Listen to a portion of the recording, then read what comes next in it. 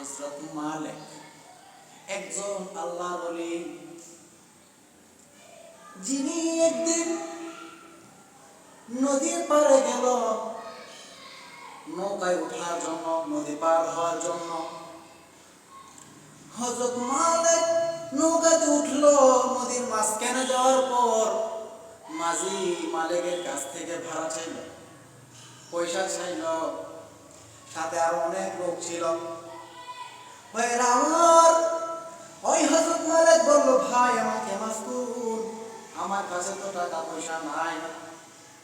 মালিক একজন আল্লাহর ওলি, বিনয়ের সাথে সুন্দরভাবে বলতেছে, ভাই আমাকে মাফ করুন, আমার কাছে টাকা পয়সা কিছুই নাই। কিন্তু সে কিছুতেই মানতেছে না। মাঝি বলতেছে, না তোমাকে টাকা দিতে হবে, টাকা দিতে হবে। আবার বারবার একই কথা বলতেছে। মালিক তো বলতেছে, ভাই আমার কাছে নাই, আমি কোথা থেকে দেব? অবশেষে ওই মাঝি, মায়াহীন নির্দয় মাঝি বলতেছে, তুমি যদি টাকা না দাও, তোমার হাত পা বাঁধিয়া নদীতে ফেলে দিব। নাউযুবিল্লাহ। বন্ধুরা আমার, ভাইরা আমার, ওই মাঝি কি করলো? হযরত মালিক, যিনি আল্লাহর ওলি, একজন মহান সাধক, ওনাকে তো চিনে নাই, চিনতে পারে নাই। মাঝি তো ওনাকে কেউ চিনতে পারে নাই। ওনাকে হাত পা বাঁধিয়া যেই মাত্র নদীতে ফেলে দিল। আল্লাহু আকবার। হযরত মালিকের হাত পা বাঁধিয়া নদীতে ফেলে দিল। তখন নদীর সকল মাছ মুখে টাকা লইয়া বাইসা উঠল। বলেন সুবহানাল্লাহ। এই এত বড় নদীর মধ্যে যতগুলো মাছ ছিল, সকল মাছ মুখে টাকা লইয়া বাইসা উঠছে। বলেন সুবহানাল্লাহ।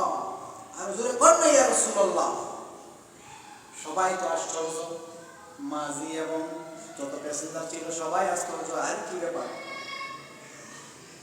কি ব্যাপার? সব মাছ মুখে টাকা লইয়া, দিনার, আরো কাটি তো দিনার বলে, দিনার লইয়া ভাইসা উঠছে। সবাই অবাক, আশ্চর্য। এটা তো ওনার কারামত, ওনার কারামত প্রকাশ হয়েছে।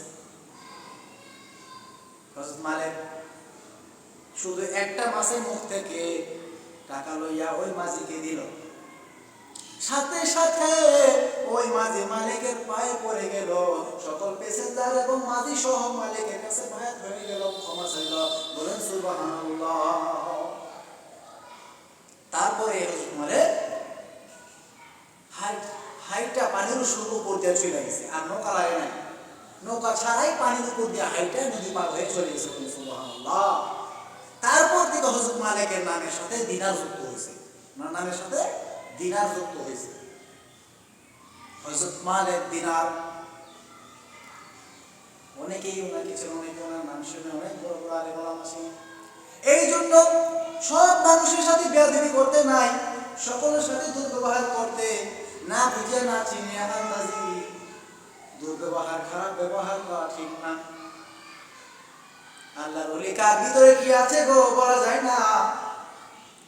আল্লাহর ওলি, আল্লাহর বন্ধু, তারা সবসময় নীরবে থাকে, চুপচাপ থাকে। তারা নিজেকে নিজে প্রকাশ করতে চায় না। তারা নিজেকে নিজে বড় বড় ওলি দাবি করেন। কারামাতুল আউলিয়ায়ে হাক্কুন, ওলিগণের কারামত সত্য। এরপর থেকে তাজকিরাতুল আউলিয়া বহুত কিতাবের মধ্যে, ইতিহাসের মধ্যে ওনার নামের সাথে হযরত মালিক দিনার রাহমাতুল্লাহ আলাইহি নামে সবাই চিনে। বলুন সুবহানাল্লাহ। ইয়া রাসূলুল্লাহ।